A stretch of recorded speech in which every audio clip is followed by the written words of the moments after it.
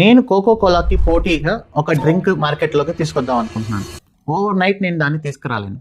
First ల్యాబ్లో ఒక ఫార్ములాని create చేసి ఆ ఫార్ములా బేస్ పైన ఒక డ్రింక్ని డెవలప్ చేసి నేను టేస్ట్ చేసి టెస్ట్ చేయాలి. నాకు నచ్చిన తర్వాత నా close friends and family members కూడా టేస్ట్ చేయించి వాళ్ళ నుంచి ఫీడ్బ్యాక్ తీసుకోవాలి. వాళ్ళకు కూడా నచ్చిన తర్వాత ఒక గ్రూప్ ఆఫ్ ర్యాండమ్ పీపుల్ని అప్రోచ్ అయ్యి వాళ్ళకు కూడా టేస్ట్ చేయించి వాళ్ళ నుంచి ఫీడ్బ్యాక్ తీసుకోవాలి. సో వీళ్ళందరికీ నచ్చిన తర్వాత నేను గవర్నమెంట్ దగ్గర ఫుడ్ లైసెన్స్కి అప్లై చేసుకొని ఫసాయి సర్టిఫికేషన్ తీసుకొని అప్రూవల్ తీసుకొని అప్పుడు మార్కెట్లోకి రిలీజ్ చేయాలి. సేమ్ ఎగ్జాక్ట్లీ ఇలానే మనం కంపెనీస్లో ఒక సాఫ్ట్వేర్ అప్లికేషన్స్ని కానీ ప్రొడక్ట్స్ని కానీ డెవలప్ చేసేప్పుడు ఏవైనా చేంజెస్ చేయాలన్నా డెవలప్ చేయాలన్నా డెవలపర్స్ ఫస్ట్ ఆ చేంజెస్ చేసి డెవలప్మెంట్ ఎన్విరాన్మెంట్లో టెస్ట్ చేస్తారు. వాళ్ళకు ఓకే అనిపించిన తర్వాత next QA and SIT environments మళ్ళీ అదే అప్లికేషన్ని డిప్లాయ్ చేసి టెస్టింగ్ టీం వాళ్ళు టెస్ట్ చేస్తారు. వాళ్ళు కూడా ఓకే అన్న తర్వాత మళ్ళీ అదే అప్లికేషన్ని UAT environment user acceptance testing అనే ఎన్విరాన్మెంట్లో డిప్లాయ్ చేస్తే మన క్లయింట్స్ ఒకసారి టెస్ట్ చేస్తారు.